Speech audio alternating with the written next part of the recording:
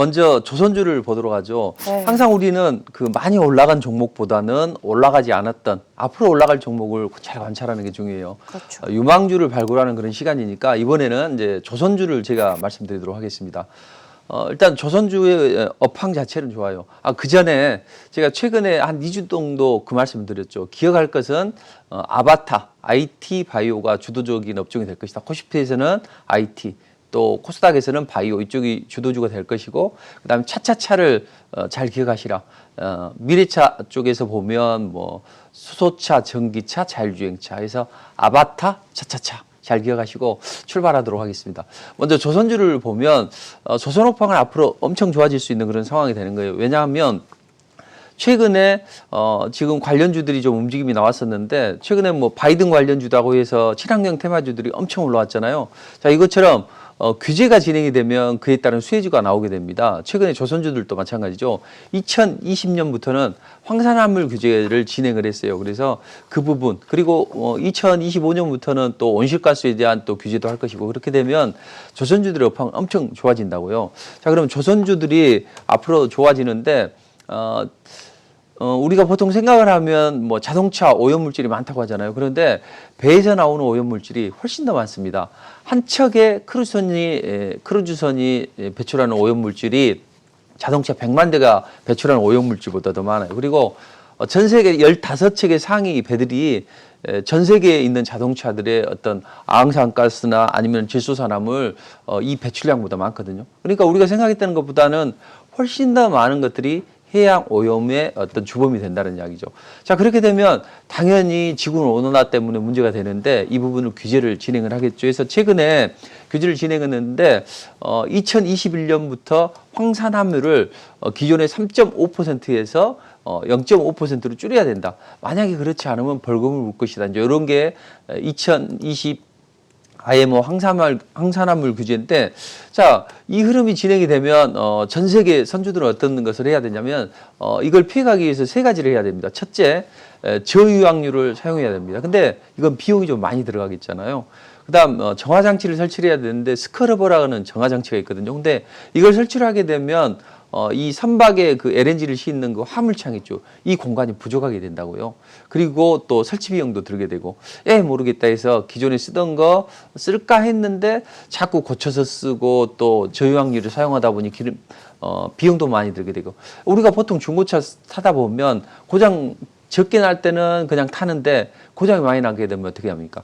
안 되겠다 싶어서 새 차로 바꾸고 이런 움직임이 나오죠. 자, 그러면 기존에 저유황유를 사용하다가 또 스크러버를 설치를 하다가 이것도 안 되게 되면 이제는 새로운 LNG선으로 교체 수요가 나오죠.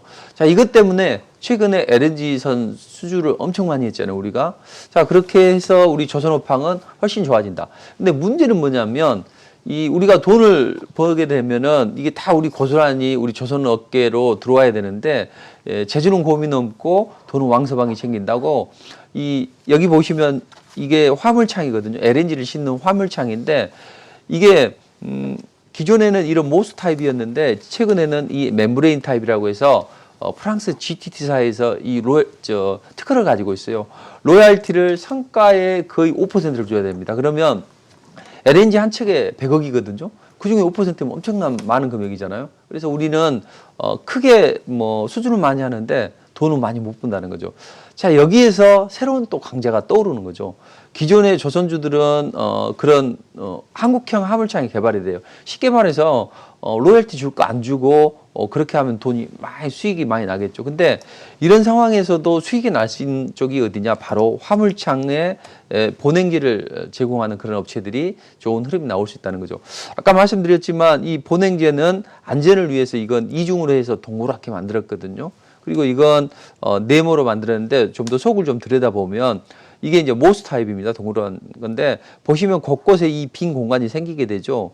자, 이렇게 해서 화물 적재 공간이 좀 줄어들게 됩니다. 반면에 이 멤브레인 타입, 네모 타입은 보시면 이 공간이 좀 적어지게 되죠.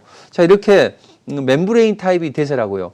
자, 그래서 앞으로는 우리 조선주들은 좋은 흐름이 나올 것이다. 왜? 전 세계적으로 지구온난화를 방지하기 위해서 환경규제가 계속 진행이 된대. 근데 우리 조선주들은 돈을 많이 벌었지만 로열티로 많이 지급을 했다. 그렇다면 우리 조선주의 입장에서 보면 앞으로 이 업황 자체는 더 좋아질 것인가, 경쟁자들은 어떻게 될 것인가 이런 관점에서 보면 일본하고 중국이 우리 경쟁자라고요. 근데 일본 같은 경우에는 기존의 동그란 모양 보셨죠? 이 모스 타입을 고집을 했고 일본 사람들이 안전성을 추구를 하잖아요. 그래서 모스 타입을 추구를 했는데 이게 시대에 좀 뒤떨어지게 된 거죠. 지금도 모스 타입을 고집하면서 뒤처지게 되죠. 그래서 일본은 크게 걱정 안 하셔도 됩니다. 중국은 어때요? 잘 베끼잖아요. 그래서 최근에 2015년부터 멤브레인 타입을 많이 도입을 해서 우리를 쫓아오고 있는데, 근데 실력이 좀 안 돼요. 그래서 뭐 기존에 뭐 LNG선을 좀 폐기를 한 그런 것도 있고, 또 프랑스에 또 인도로 해야 되는데 아홉척 인도가 늦어지게 되고, 자 이런 움직임이 나왔어요. 그러니까 우리 조선업 자체 이건 경쟁력이 뛰어나다 이렇게 생각을 하시고, 이 로얄티만 어떻게 안 내주면 좋은 흐름이 나올 수가 있다. 근데 로얄티는 한국형 화물창이 개발이 되면 됩니다. 근데 한국형 화물창은 이미 개발이 됐어요. 다만 이 문제 때문에 좀 개선해야 될 부분이 있습니다. 이 액화 천연가스잖아요. 그러니까 액화를 하는 거죠. 이 기체를 액체로 액화를 시키는 겁니다. 우리가 액화하면 좀 헷갈리실 텐데, 우리가 화장실에서 목욕을 할 때 보면 이 수증기가 시간이 지나면 물방울로 맺히는 거 있죠. 이것처럼 액화가 된다고요. 근데 우리 한국형 화물창도 이렇게 좀 이슬이 맺히는 부분이 있어요. 그래서 이 부분을 개선을 시키고 있는데, 조만간 개선이 되게 되면 조선주들은 좋을 거예요. 그렇다면 정리를 해보면, 자, 조선업 자체는 환경규제가 계속 진행이 되니까 좋다. 대신 우리 조선주들이 경쟁력은 있어요. 근데 영업 외적으로 지금 비용이 많이 나가게 되잖아요. 그래서 그런 비용을 절감할 때까지는 조선주들은 웅크리고 있다. 근데 이게 해소가 되면 어느 정도는 이제 좀 강하게 올라갈 수 있다. 그럼 그동안 앞으로도 좋고 지금도 좋을 수 있는 그런 조선주들, 이게 뭐냐 이런 관점에서 보면 본행제 업체들이 우리가 좀 자세하게 좀 살펴봐야 된다. 자, 본행제 중에는 뭐 두 종목이 있습니다. 그 중에서도 저는 동생 화인텍이 훨씬 더 경쟁력이 좀 뛰어나다고 봅니다. 이 종목은요, 본행제 만드는데 일관 시스템을 만들고 있어요. 그래서 경쟁력이 상당히 좀 뛰어나고 세계 뭐 1위의 어떤 기술력을 가지고 있습니다. 그래서 우리 국내 시장의 50%를 점유를 하고 있는데, 그것뿐만 아니라 이 종목은 뭐 LNG 선박에 필요한 연료 탱크도 생산을 하게 되죠. 자, 이런 움직임이 나온다고요. 자, 그럼 조금 더 디테일하게 살펴보면, 아까 제가 그 LNG를 이제 운반을 해야 되잖아요. 그렇게 되면 비용을 최소화해야 될 거 아니에요. 그래서 기체 상태로 옮기게 되면 부피가 많이 들어가게 됩니다. 근데 이걸 액화를 시키게 되면 600분의 1로 줄어들게 되거든요. 600분의 1로 줄이게 만들려면 이제 아까 제가 말씀드렸죠. 기체를 액화시키는 방법. 여기에 보면 이제 끓는 점이 마이너스 162도거든요. 이 아래로 낮춰야 돼요. 그래야만 액화가 되고 이걸 운송을 하게 되거든요. 근데 액화시키는데 이 본행제가 필요하다고요. 그래서 이 초저온 본행제를 만드는 업체거든요. 자, 이런 본행제를 만드는 업체인데, 이 타입은 현대하고 삼성에 납품을 하고 이 타입은 대우에 납품을 하거든요. 이 타입은 조금 본행 효과가 좀 떨어져요. 그래서 좀 더 두껍게, 보시기에도 좀 두껍게 되어 있죠. 이런 두 가지 타입의 본행제를 하게 된다. 그렇다면 이 종목은 지금 어떤 상황이냐? 살짝 소폭 상승으로 전환이 되면서 이제 조만간 뭐 일봉상에서 보면은 20, 60선을 수렴시키고 상승할 수 있는 그런 구간이 진행이 되고 있거든요. 자, 그럼 매수가는 일단 10,000원에서 11,000원에서 11,500원 사이에서 저점 분할 매수하시면 돼요. 그러니까 20선하고 60선 사이에 지금 있거든요. 주가가. 그래서 그 사이에서 눌러줄 때마다 분할 매수 관점으로 접근하면 좋다. 대신 추세적으로 1,500원을 이탈하면 안 됩니다. 그러니까 이건 꼭 기억하시고, 올라가게 되면 전고점이 15,000원, 20,000원대 있거든요. 그러니까 1차, 2차 목표가를 잘 지키면서 대응하시면 될 것 같습니다. 네, 첫 번째 종목 동성 화인텍 만나보셨습니다. 지난주에도 그렇고 이번 주에도 그렇고 IT, BT에 대한 이야기를 계속 해주고 계신데, BT 또 바이오에 대한 이야기 빼놓을 수 없겠죠. 바이오 이야기 짚어주시죠, 대표님. 바이오는 네. 앞으로 그 IT와 더불어서 투톱이 될 것 같아요. 원톱은 IT, 그리고 투톱은 바이오인데, 바이오주들의 움직임이 좋아질 수밖에 없는 게, 지금 코로나로 전 세계가 몸살을 앓고 있잖아요. 그렇다면 이 부분이 해소가 되기 전까지는 바이오주들의 움직임은 좋아진다. 그리고 오바마 케어를 개정을 해서 바이든이 또 오바마 케어를 발전시키는 그런 바이든 케어가 나오겠죠. 그렇게 되면 시장이 우호적으로 작용을 할 것 같습니다. 그래서 바이든 케어가 진행이 되게 되면 이제 공적 보험 부분을 좀 더 확장시켜야 되잖아요. 자, 그렇게 되면 바이오 시밀러들의 움직임이 좋아진다고요. 그래서 제약 바이오 쪽은 잘 봐야 된다. 근데 우리가 지금 당장은 봐야 될 쪽이 어디냐 그러면 역시 저는 이 치료제 관련 쪽을 좀 잘 살펴봐야 될 것 같습니다. 그래서 큰 흐름상으로 보면 뭐 바이든 케어나 또 미국의 나스닥 뭐 생명공학 지수 이런 추세들 보면 좀 상승 추세 있거든요.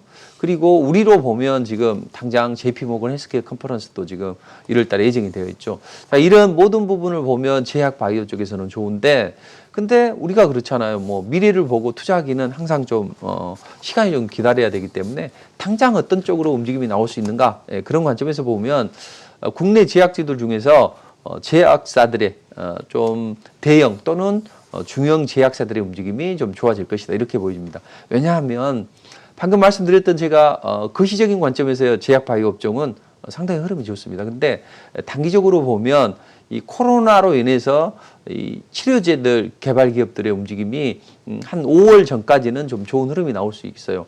자, 그렇다면 그런 종목들 그리고 뭐 그런 종목들 외에 보면 또 기타 뭐 기술 수출이나 아니면 임상을 진행하는 기업들 이런 기업들도 많이 있습니다. 그래서 그런 종목들을 좀 믹스해서 보시고 지금 이 시간에는 이제 제가 드리고 싶은 말씀은 일단 치료제를 잘 보자 5월까지는 왜냐하면 우리 정부에서 아주 좀 백신 확보를 지금 열심히 해서 모더나오고 5월 달에 이제 드디어 백신이 공급이 하게 됩니다.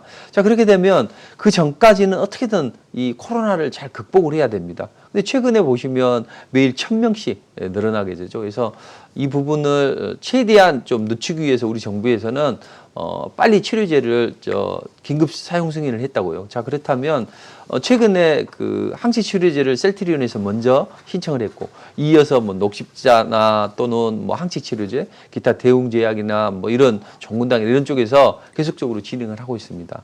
자, 그럼 우리가 치료제 관련주들을 백신이 나오기 전까지 그리고 집단 면역이 형성되기 전까지는 어느 정도 올라갈 수 있다. 그리고 보통 제약주들을 보면 한 몇 년에 한 번씩 움직임이 나옵니다. 근데 제약주들이 뭐 특별한 모멘텀이 없잖아요. 뭐 실적이 좋아진다든지 아니면 임상을 진행한다든지 이런 특별한 이슈가 있어야만 올라가는데 최근에 보면 그동안 뭐 별 재미는 없었습니다. 그리고 큰 이슈가 없었는데 드디어 이런 이슈가 만났죠. 그럼 저들은 이런 이슈를 가만히 놔두지 않겠죠. 해서 최근에 보면 치료제들이 순환매가 나왔습니다. 먼저 녹십자가 먼저 움직였죠. 그리고 셀트리온이 움직이고 대웅제약이 최근에 좀 급등이 나왔고 그다음 종군당 나왔습니다. 자, 그렇다면 그 다음에 나올 수 있는 종목이 어떤 게 있겠는가? 그게 바로 JW 중해제약이나 부광약품이나 유나이티드 제약 이런 쪽으로 순환매가 나올 수가 있다는 이야기죠. 자, 그럼 최근에 우리 국내의 치료제들 이제 상황을 좀 살펴보면 이 녹십자하고 그다음 또 셀트리온이 좀 앞서갑니다. 셀트리온 같은 경우에는 항체 치료제죠. 좀 면역이 생긴 사람들의 항체를 뽑아서 치료제를 만들고 녹십자는 혈장에서 그 항체를 또 뽑아서 이제 만들죠. 자, 이런 식으로 항체 치료제하고 혈장 치료제하고 주로 나오고 그다음 뭐 종문당이나 대웅제약, 부광약품 부광약품, 종군당, JW 중해제약 이런 쪽은 기존에 이미 치료제가 나와 있는 쪽에서 코로나 치료제로 사용하는 거거든요. 주로 보면 이제 많이 다 올랐습니다. 최근에 우리가 대웅제약도 한번 제시를 좀 해드렸고 또 종군당도 무료 방송에서 좀 제시를 해드렸는데 이제 남은 게 어떤 거냐 이런 관점에서 보면 부광약품, JW 중해제약 그리고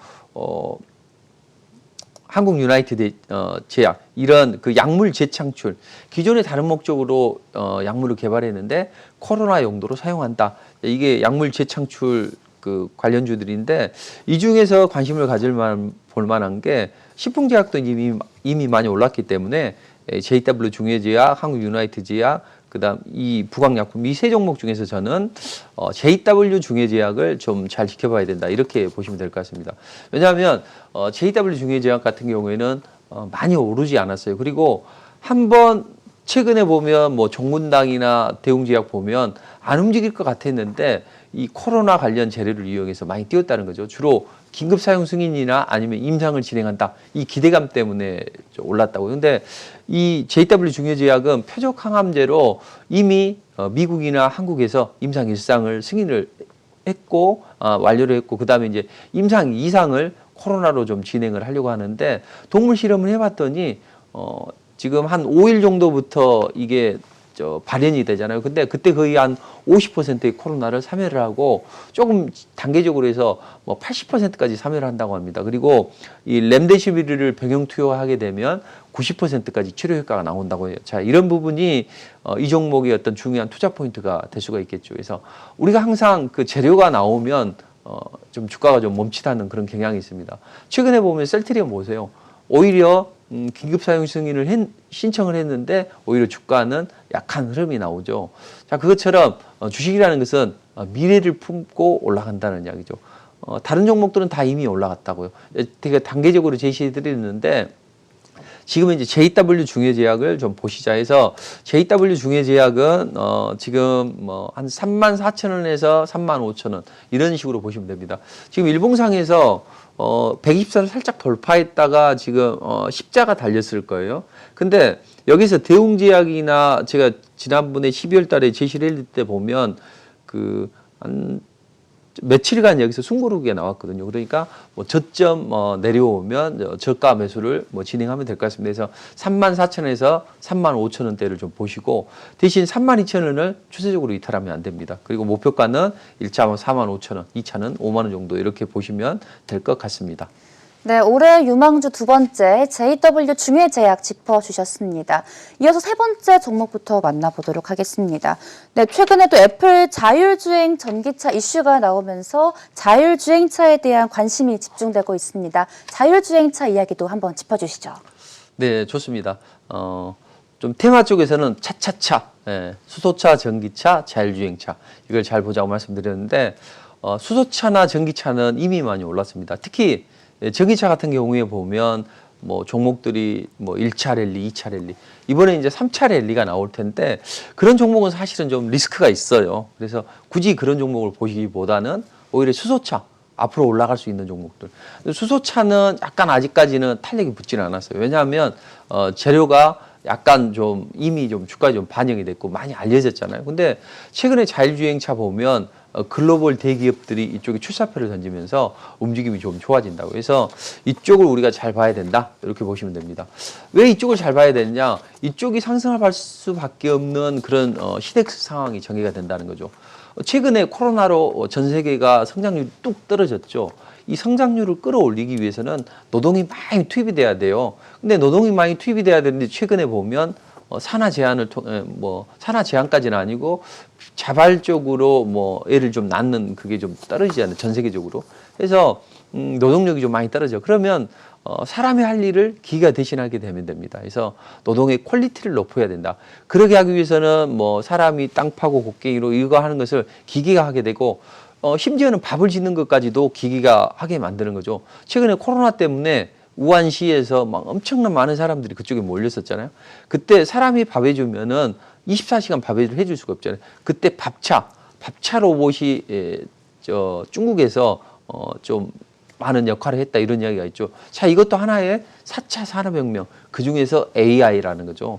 자, 이런 식으로 전 세계가 이 성장률을 끌어올리기 위해서는 AI, 4차 산업혁명을 갈 수밖에 없다. 근데 그 4차 산업혁명에는 여러 가지 부분이 있겠죠.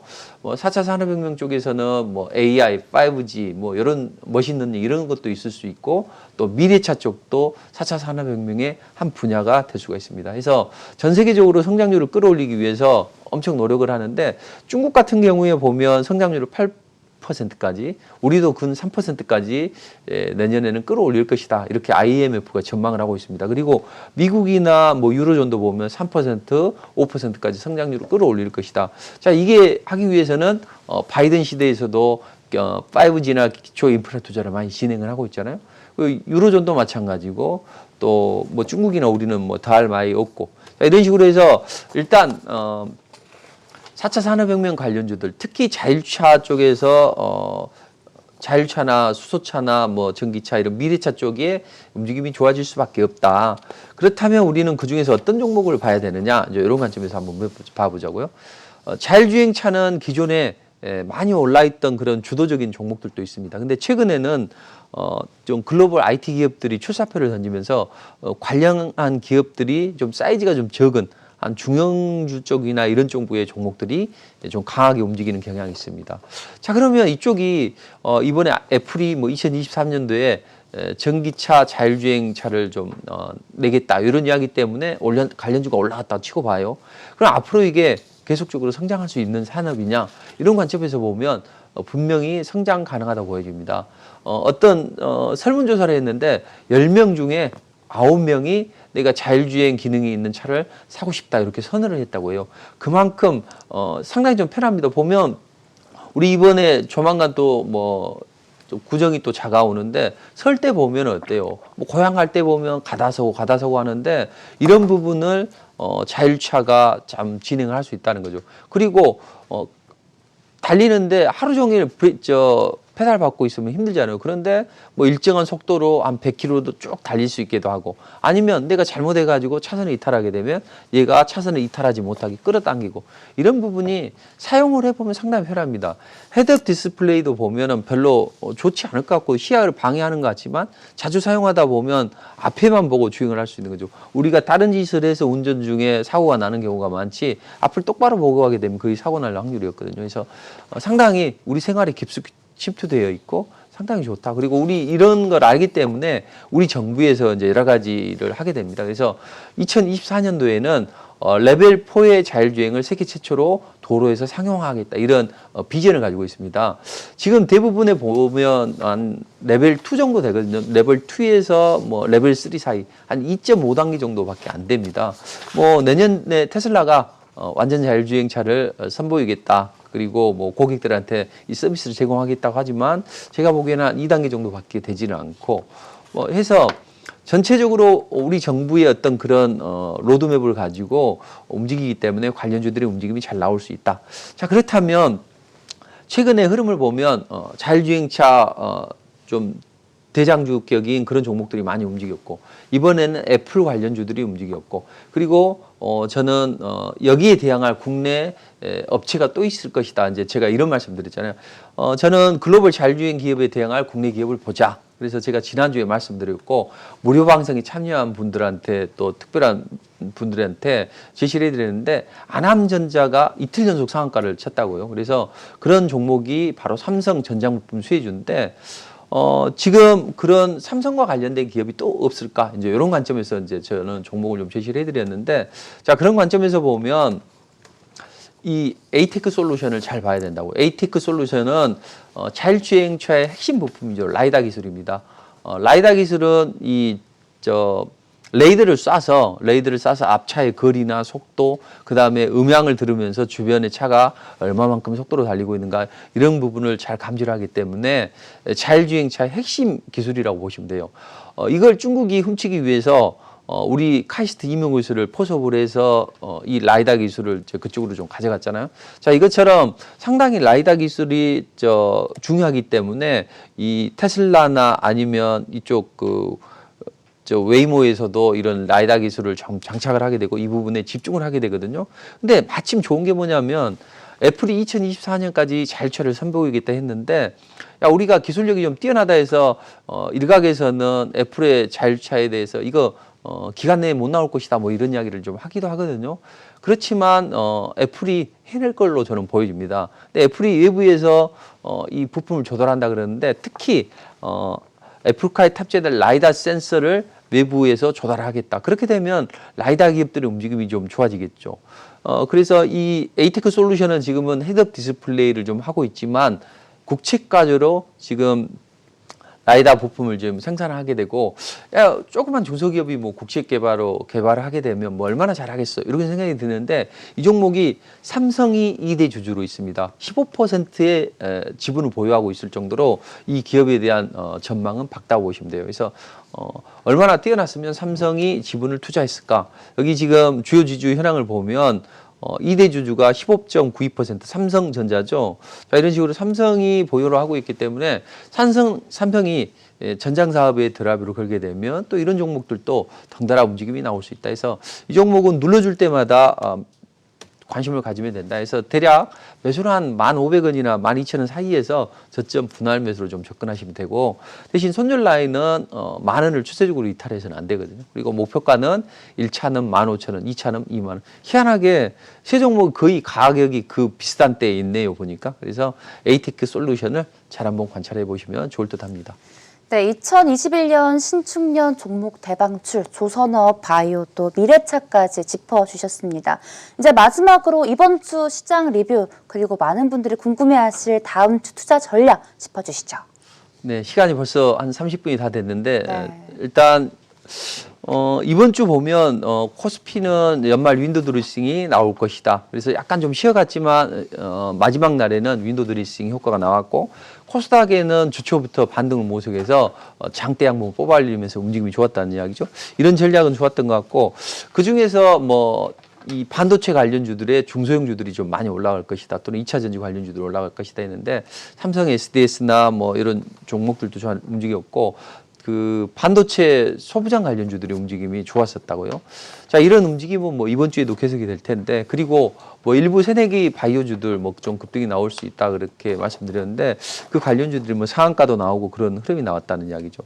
그래서 지난주 전략은 양호하게 제시를 해드린 것 같습니다. 자, 그러면 이번 주에는 이제 어떤 전략을 가지고 대응하셔야 되느냐?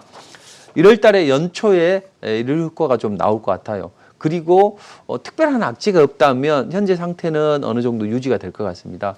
그리고 중요한 게 우리 시장은 보통 보면 조정을 받으면 21선의 근처에 오면은 상당히 좀 크게 조정을 받는 경향이 있었거든요. 근데 앞으로는 제가 무료 방송에서 이런 말씀 드렸어요.